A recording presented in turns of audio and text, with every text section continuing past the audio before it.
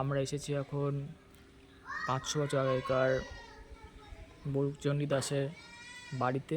এটা সেইটা বিশালাক্ষী মন্দির। এছাড়াও এখানে বাকি অনেক শিবের মন্দির রয়েছে।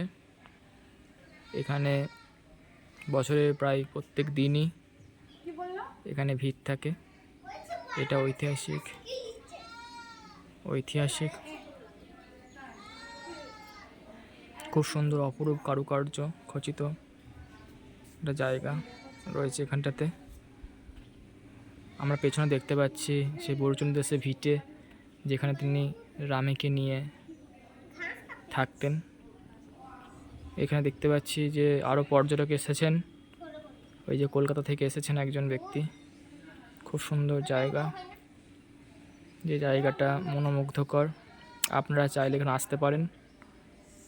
খুব সুন্দর, এখানে অসংখ্য মন্দির রয়েছে। এখানে পুজোর সময় দুর্গাপুজোর সময় দুর্গাপুজো হয়, একই সাথে কালী পুজোর সময় কালী পুজো হয়ে থাকে এখানে।